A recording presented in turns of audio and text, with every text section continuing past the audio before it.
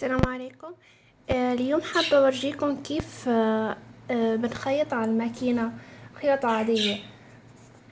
أول شي رح نجيب ورقة مثل هاي، ورقة بيضة عادية، وبنعمل عليها خطوط مستقيمة أو منحنيات. بعدين رح نتعلم كيف نمشي بالماكينة على هدول الخطوط مشان لما نجي نخيط على القماش ما نخيط خياطة مو حلوة.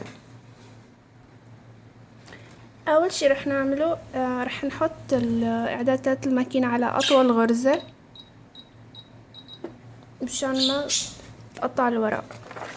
نحط الورقة هيك، حاول يكون الابرة عند هذا الخط.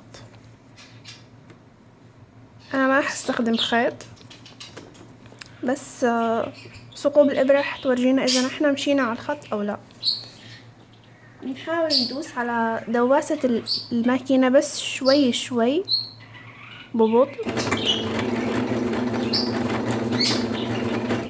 ما بندفش الورقة ولا بنشدها، بنخلي الماكينة هي بتسحبها.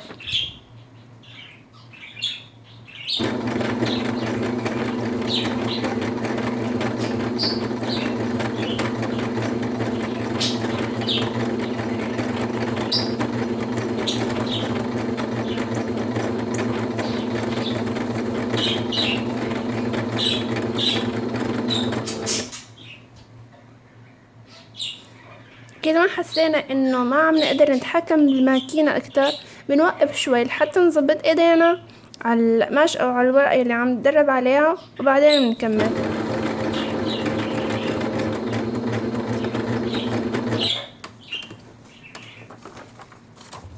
بهاي الطريقة.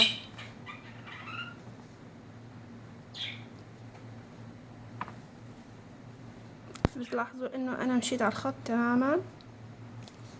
هلا رح جرب امشي على منحنى.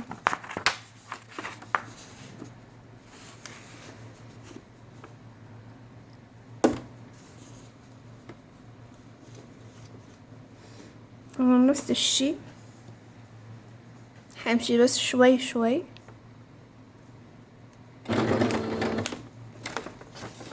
هلا بالمنحنى انا بوقف لحتى اظبط الورقة مشان تمشي على نفس الخط.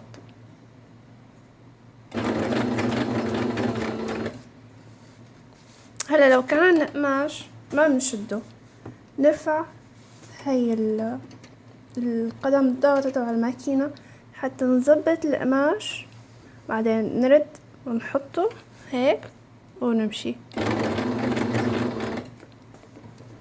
هاي الطريقة.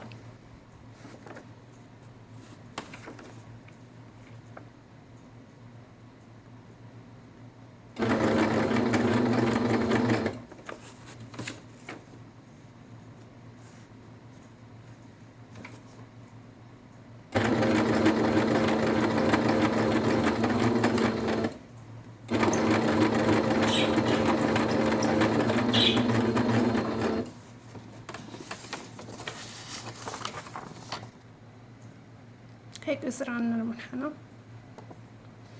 حاولوا تجربوا كتير بالورق قبل ما تجربوا بالقماش من غير خيط عادي، بس ارسموا خطوط مستقيمة ومنحنيات، حاولوا تدربوا عليها شوي شوي.